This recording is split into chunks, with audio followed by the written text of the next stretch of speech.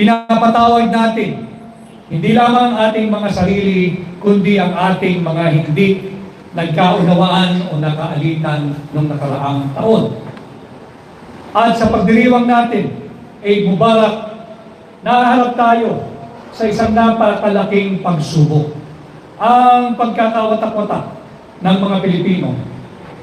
Sapagkat noong malungkot na araw ng March 11, isa sa mga kapatid ninyo na tubong Maranao, pride ng Mindanao, kapwa nating Pilipino, isinuko ng sarili niyang gobyerno sa kamay ng mga naglalaway na banyaga dyan sa ICC. Ang pangalan ng Pilipinong yan ay Rodrigo Roa Duterte. Duterte! Duterte! Duterte! Duterte! Visionary unity, which can only be attained if we have a leadership that espouses and champions transparency and accountability, unlike the present Marcos administration. Yung mainit na usapin na nagtutulak sa atin sa isang armadong hidwaan at hindi pagkakaunawaan laban sa ating kapitbahay ng China. Subalit, tanungin natin ang ating mga sarili. Interes ba talaga nating mga Pilipino yan? Interes ba talaga ng mga Maranao at Tausug na kapatid natin ang napipintong armadong digmaang yan? O interes ng banyagang bansa na matagal na nating kasama, subalit mukhang tinutulak tayo sa bingit ng digmaan na wala tayo kapanapanahon. And I speak before you today as a Filipino. I have nothing against Americans. They have been helpful to us, sure. But having or bringing the country on the brink of an armed conflict with a superpower neighbor, China, is not the interest of any Filipino of sound mind. Hindi natin interes yan. Ang kinakailangan ng ating bansa ay labanan ang kahirapan, labanan ang lumalawak na kagutuman, labanan ang kawalan ng trabaho, ang mahinang negosyo, labanan ang inflation, labanan ang korupsyon, labanan ang kriminalidad, at labanan ang muling paglaganap at pagbabalik ng iligal na droga. For everybody, for everyone who is in the government, and for the Marcos administration to uphold, respect, and defend our Constitution. And when we call for the upholding, respecting, and defending the Constitution, it goes to say, respetuhin naman ninyo ang karapatan ng bawat Pilipino. Let us not weaponize the government. Let us not harness government agencies, government personnel, the Philippine National Police to harass, intimidate, and oppress ordinary Filipino people. Kinakailangan tayo magsama-sama, magkaisa, na kayong mga Maranao at Tausug, kayong mga nasa Mindanao, mahalaga sa inyo ang ating saligang batas. Mahalaga sa inyo ang pagrespeto hindi lamang sa ating saligang batas, kung hindi respeto sa ating kapwa-tao. Napapansin natin ngayon tila ay hindi na gaano binibigyang halaga ng mga nasa pamahalaan. Sana tayo magtulong-tulong. Alam kong alam din ninyo yung mga maiinit at mahalagang usaping panlipunan. Nariyan na pinagkait ang karapatan kay Pangulong Duterte. Meron pa tayong isang krisis na hinaharap. Itong huwad na impeachment complaint na hinaharap ng isa pang pride at anak ng Mindanao, ang ating Vice President, Inday Sara Duterte.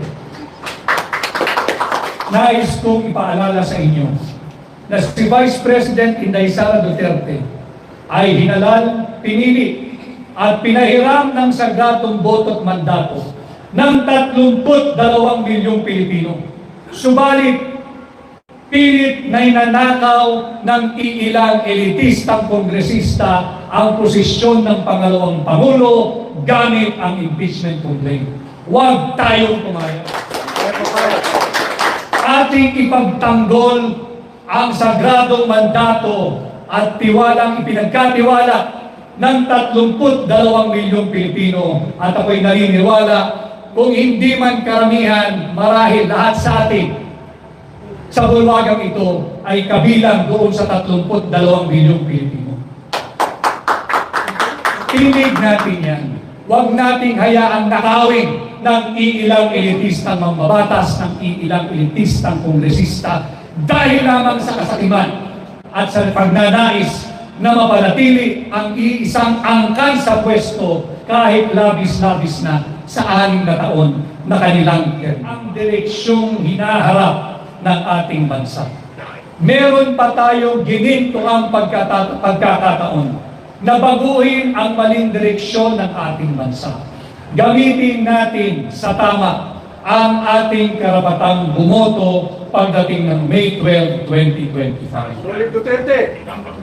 Huwag nating kalimutan, lagi nating isipin, yung mga elitistang kongresista na pumirma sa impeachment complaint laban sa anak ng Mindanao na si Vice President Inday Sara Duterte. Huwag natin silang kalimutan. Hindi para iboto muli, kung hindi para sisantihin na natin sila at maglagay tayo ng bago sa Kongreso.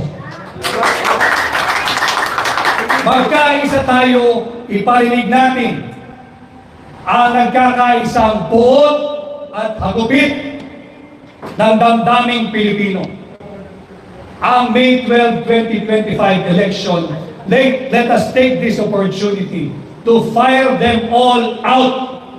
Huwag na natin silang i-hire muli. Sisantihin na natin itong mga elitistang mambaga. Huwag tayong magpapadala sa ayuda. Huwag tayong magpapabulag sa akap, sa AIX, at kung ano-ano pa. Kung may magmumudmud ng pera, kunin ninyo dahil pera na yan. Kunin ninyo. Yan ay nagmumula sa buwis na binabayad ng mamamayang Pilipino. Subalit, huwag ninyong ipagpalit ang inyong dangal, ang inyong dignidad, ang inyong self-respect, ang inyong pagkatao, ang inyong boto, ang kinabukasan ninyo, ng inyong pamilya, at ng Maranao Tausug na union. Huwag tayo na mabago ang direksyon ng ating bansa. Hindi na para sa atin ito. Obligasyon natin ito sa mga kabataang Pilipino. Obligasyon natin ito sa mga darating panlahi at saling-lahi ng Pilipino. Huwag tayong magpapabulag sa perang pinamumudmod ng gobyerno. Kaya natin ang Mindanao. Labanan natin ang lahat ng pagtatangka na hindi mabilang ng tama ang ating mga sagradong mandato at sagradong boto. Magkaisa tayo, mahigpit ang aking pakiusap. Sana'y mapagbigyan ninyo. Vote straight, Team Duterte. Yes!